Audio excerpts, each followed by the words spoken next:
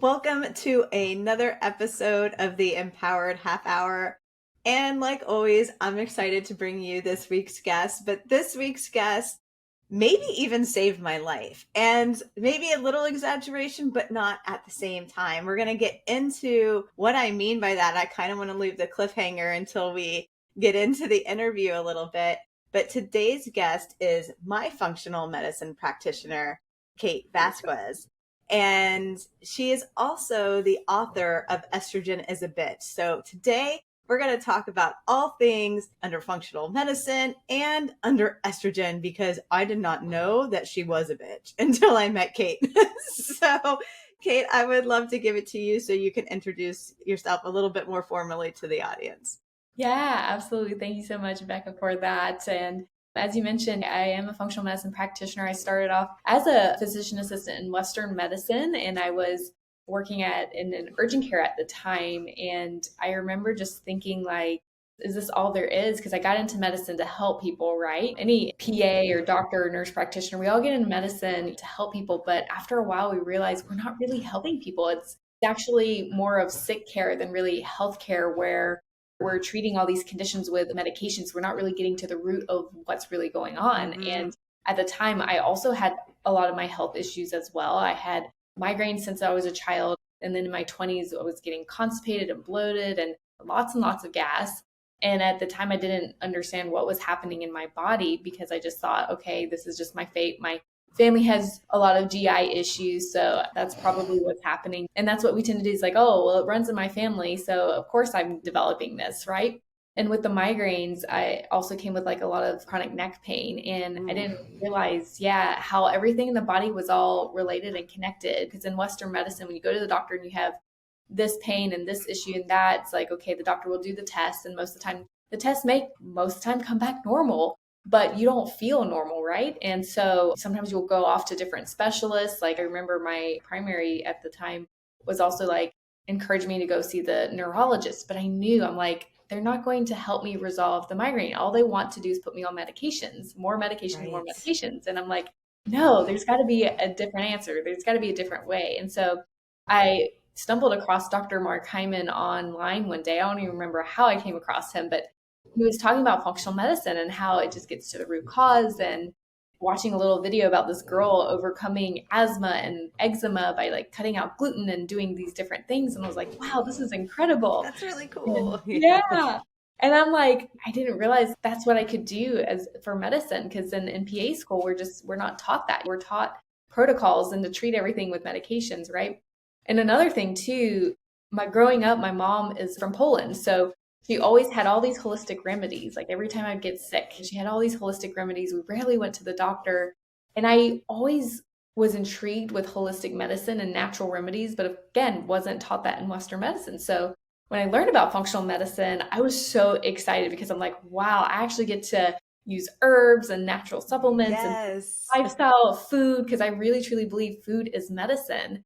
So I've done a lot of work on myself. Like, I used to eat a lot of like packaged foods. In America, of course, everything becomes very quick and accessible. We have that instant gratification, and food is just very, very processed, and we don't realize how it's impacting our bodies. So I started eliminating a lot of like sugar and processed foods.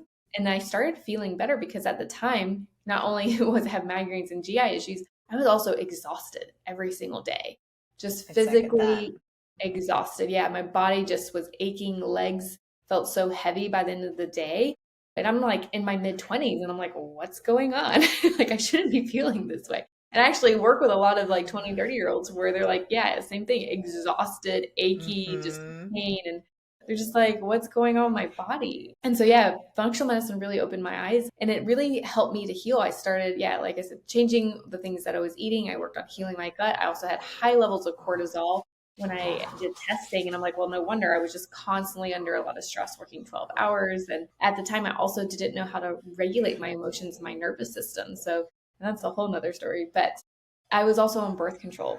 So finally, you talk a lot about that in your book. Yes. Too. So in my book, I was on birth control, and it took a few years for my husband to be okay with me coming off, because we didn't want to have kids. And it was just something that he thought, like, women just have to be on birth control, just so we can prevent and not worry.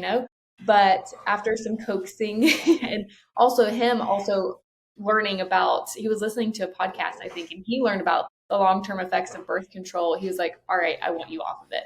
And I was like, woohoo. So it took us a few months to like really just for, well, one, for me to learn about my cycle. But when I came off of birth control, I was surprised what happened. My hormones went crazy. And so this what led me to writing the book Estrogen is a Bitch, because I thought I was prepared. I had like lowered cortisol, I was working on my gut, and I was foods, taking all the supplements, I was doing all the right things, right?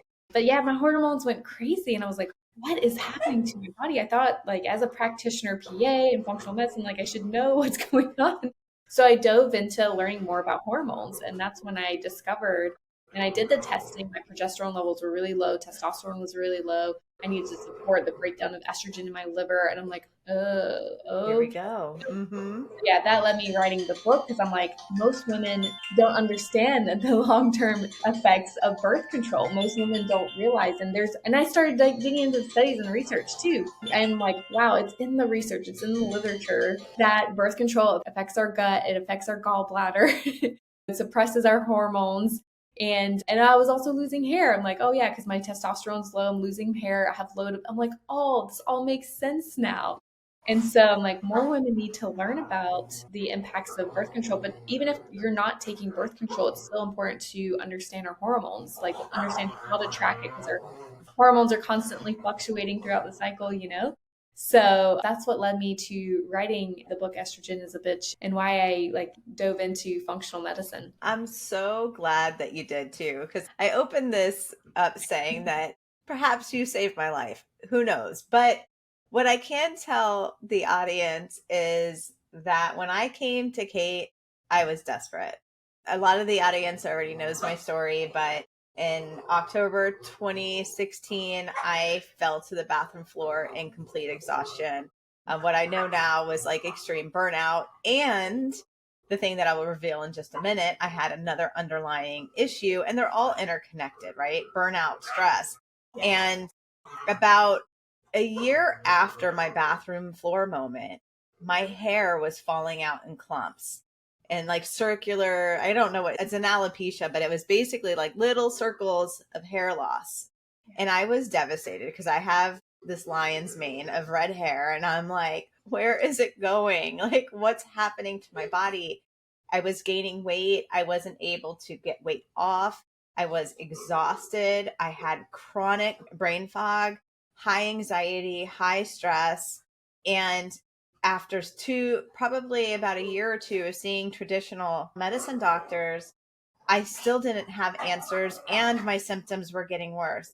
So by the time I got to Kate, everything had gotten so bad that I even had arthritis in my hands. And that's how I got the rheumatoid arthritis, referred me to Kate. And within the first two sessions, I meet Kate for session two, and she sits me down and says, I mean, almost pretty kindly, you can tell she's amazing, but she tells me pretty directly that I think one of your underlying issues here, in addition to the stress and everything else that I had gone through, is that I had breast implant illness, and that your recommendation for me to explant immediately. And I just remember staring at you across the conference table like, is she serious? I didn't even know that was a thing. And then the more that I learned about it, I realized that so many of my symptoms were exactly aligned up to breast implant illness. We also found out that I had autoimmune disease. That's kind of was the underlying, all of it was the underlying thing. So the reversal really came to all the things Kate talked about, got me on supplement regimens. We cleaned up my diet, removed as much processed food as possible. And it was a long journey of healing, but the healing is possible. I went through 2 years trying to take medicines and not feeling any better. And within a year and a half of working with you and removing things and adding things in, I healed. And so I'll just give it to you because there's so much there. You talk a lot about it in your book also, but feel free just to take it. Take it away. Absolutely. And I love, and thank you for sharing your story and your vulnerability to share that story. Because if you're listening now and you also have breast implants, it's something that one, not a lot of practitioners are going to talk about, especially Western medicine doctors. They're like, oh yeah, according to the FDA, breast implants are safe. You're fine, not a problem. And what women don't know with breast implants too is that there's an expiration date.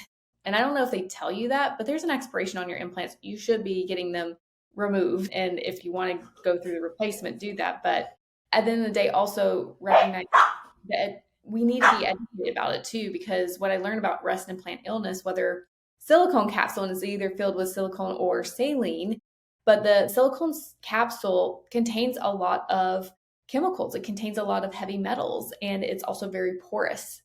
So even though the FDA is claiming it's safe, what's really happening is when women get these implants, these chemicals, these heavy metals are coming out of the implant, and now the body is recognizing, oh, this is a foreign body. And so what happens when there's a foreign body inside our body, it mounts an immune response. And so that's why women will develop this capsule around the implant as a way to protect these chemicals, these things from coming out, because research and studies are showing, and there's actually doctors doing MRIs showing that even silicones called gel bleed, silicones oozing out of the implants, and it's getting implanted in surrounding lymph nodes, which is kind of crazy.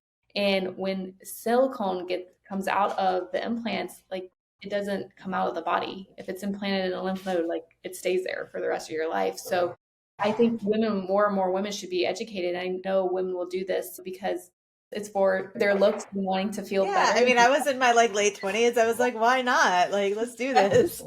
Exactly. I mean, I contemplated, because I'm like, I barely fill an A cup, and I too, in my teens to 20s, was like, I can't wait to become a PA and make enough money and get breast implants. It was literally one of the things that I was going to do when I made enough money. So I too had that thought, because I was insecure in my body and my appearance, and I too had to do a lot of work on just feeling good enough about myself, really loving my body, because I think that's the thing. A lot of women aren't receiving this message, like, love who you are. And if your partner doesn't love you for who you are and how you look, you might be with the wrong partner. That's probably not. Which also, birth control, if you're on birth control, there's studies showing that you also may not attract the right mate when you're on birth control. That's crazy. It's wild. Yeah. So I'm like, if you're on birth control and your partner wants you to change how you look for them, that's probably not the best partner to be with. So, and I'm grateful that I have a partner, a husband who loves me for me. Mine too was so supportive during that whole entire discovery process. Yeah, absolutely. And that's the most important, making sure you have that support system, because there's so much. And thankfully, a lot of surgeons are starting to shift from implanting them to now explanting, which is really cool. I know some personally, and there's a lot of support in this community and helping women to recognize, because when you're mounting this immune response, it's going to also trigger autoimmune, or at least what people think are autoimmune. But it's really just your body, your immune system reacting to these implants. So a lot of people will present with Sjogren's or lupus and different types of autoimmune disorders. But when they get these implants removed, it's almost like night and day. I remember, when you, the improvement that you got from. Ooh, I get the goosebumps within 6 months. I felt like a new person. I was like, oh my God, there's my brain. I found her. That's so cool. I know. I remember I was just so excited. Your brain, the mental clarity came back, the energy came back, that pain was gone. It was just so exciting just to hear that. But also another thing with the breast implants is that it does impact our hormones too. Because again, these toxins, these chemicals, they are attaching to our estrogen receptors in the body. And we have estrogen receptors all over. And a lot of time we think it's just like in our breast and our ovaries and uterus. No, they're on our thyroid. So women with thyroid disorders, you got to think about these chemicals that we're coming in contact with externally. So the products we're using on our body, personal care products, household cleaning products, but also the implants too. So they're in our thyroid, they're in our intestines, they're in our bones, they're in our lung, they're in our brain. So all these estrogen receptors are all over the body. And these chemicals are not just attaching just to receptors in our reproductive, they're all over. And so that explains why, we get a lot of these imbalances. So it's important. Detoxification is one of those important things in supporting the detox, because estrogen gets broken down in our liver.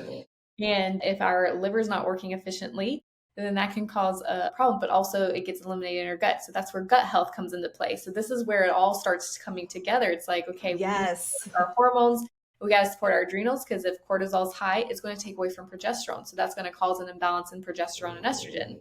And so I dive into all these things into the book, how all these systems are integrated because imbalanced estrogen can impact thyroid too. So women, if you're having thyroid disorders, you haven't had your hormones checked, it's really important to get them checked. But not only that, it's also important to get them checked on a certain day of your cycle.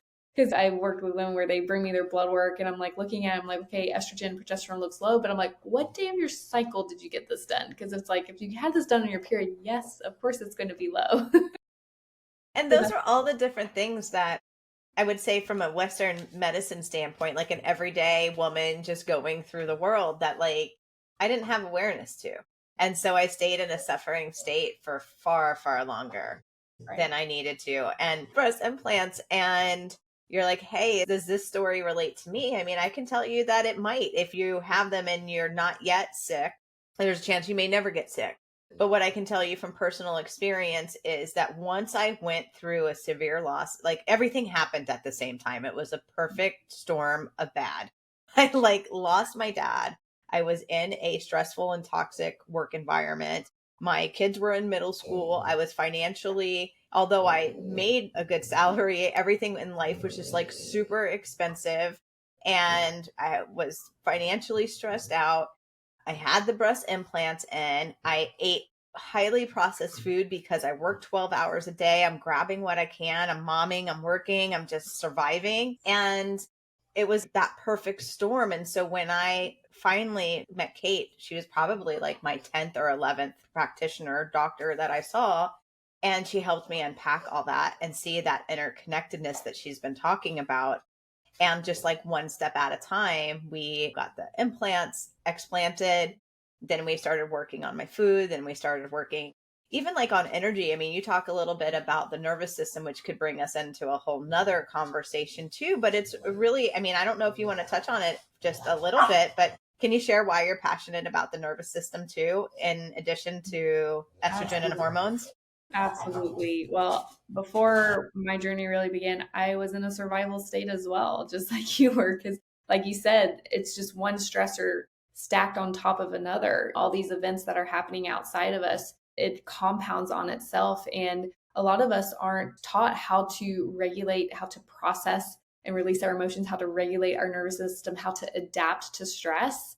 The great thing is our bodies are so strong, so resilient, and it's going to do whatever it can to keep us going when we're under stress. But a lot of times we think of stress as these like major life things, which you did have a couple major life things, but also there's the what I call low grade chronic stressors, which is like the kids in middle school and this toxic job that you're in is just like you just keep going and just trying to survive. And so before this journey started, I too was just like all these things were stressing me out and I didn't know how to process. I didn't know how to release it all. And I realized it was all impacting my body because when we're living in a survival state, that's also going to affect us physically, mentally, emotionally. It's going to slow down the signals to our gut. It's going to slow down the signals to our reproductive organs. So a lot of women will have the hormonal issues, the gut issues. It's going to increase signals to our adrenals. It's going to have a lot of adrenal imbalance to high cortisol and eventually over time, low cortisol. And so that's going to impact our energy.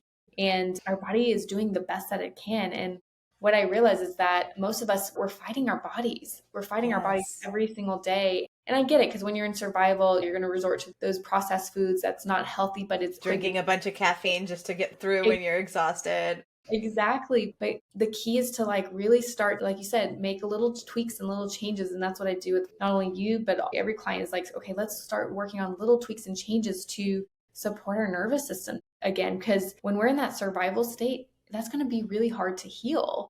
Yes. Heal physically, mentally, and emotionally. And I recognize on this journey too, like it wasn't just the physical healing that I needed to help myself and my clients with. I needed to also help with the mental and emotional healing too, because it's the trifecta of health. If we just focus on the body, but stressed out mentally and emotionally, it's a matter of time before these things pop back up again physically in our body. And so I really think it's important that we also address this nervous system piece and start taking time for ourselves. Because I would wake up, as soon as I would wake up to the time I would go to bed, I was constantly on go mode. But I started to dial back and realize like I didn't need to be on go mode all the time. And I started integrating a self-care routine in the morning and then a wind down bedtime routine in the evening just to calm my mind and my nervous system. And also doing the deep inner work, just really doing a reflection because I recognize, oh, if I think certain thoughts, that's going to generate certain feelings and it's caused me to either react or respond in a completely different way. And so I started also doing the internal work to shift my thoughts I to love more that. positive thoughts and also generate more what I call high vibrating feelings, which are feelings of love and peace and gratitude. Because for the longest time, I was living in a state of anxiety and fear and doubt and Same. guilt and shame. Yeah. And if you think about it, our emotions, it's energy in motion. And so this energy that our emotions are putting out, it's affecting our cells. And so Yes. the low vibrating emotions of like guilt and shame and fear and anxiety, resentment, all those emotions, frustration, overwhelm, that's sending signals to our cells, causing us to go into that sympathetic state. And so if we're living in that state constantly, we're not going to heal. So we need to also work on the mindset and also shifting our emotions to generating these higher vibrating emotions, which is going to allow us to heal. Because I truly believe love is a frequency of healing. So if Yeah, we're not I do experiencing too. that love, it's going to be hard to heal. Yeah, and here's the thing, for the listeners, if you're listening to this and you're like, oh, well, I have anxiety and I have stress, but I can't stop thinking about anxiety and stress. That's because that's what it does. It kind of takes over. And what Kate's talking about, I think, was a really critical part of my healing journey, too. I mean, I've always been super spiritual and kind of like a self help junkie and love affirmations. But what she's talking about is like a little different. When you're in a state like that, for me anyway, can speak in the I really had to lean into appreciation. I had to really close my eyes and start to feel in my body the things that I appreciated, the things that I was grateful for, because my life on the outside was falling apart.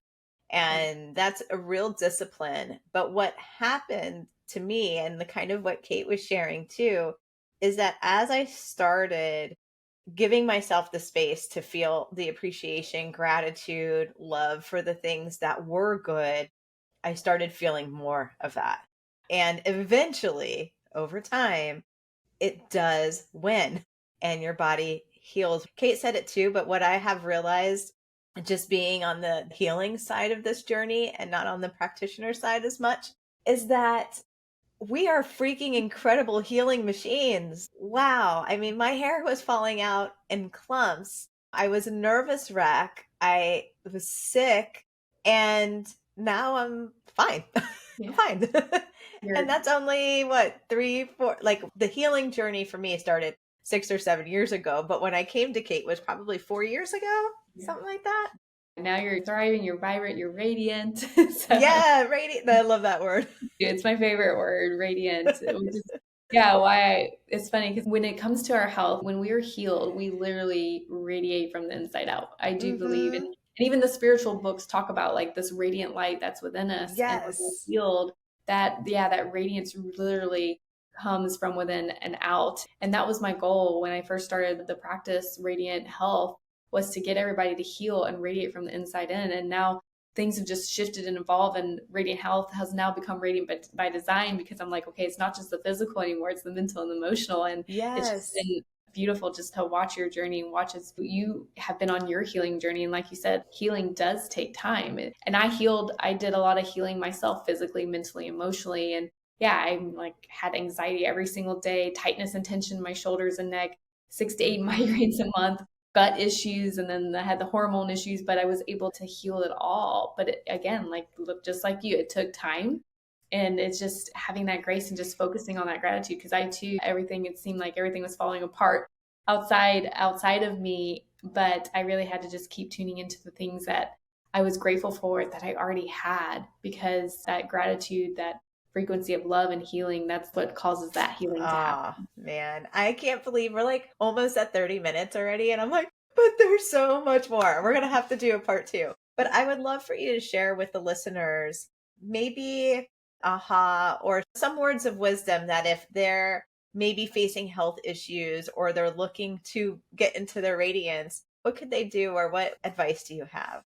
Absolutely. So I really encourage people to like listen to your intuition first and foremost, because I have this very strong sense of intuition, and that's always going to be guiding you, right? Because if you're going to the doctors, but yet you know deep down inside something's off, something's wrong, listen to Mhm. that.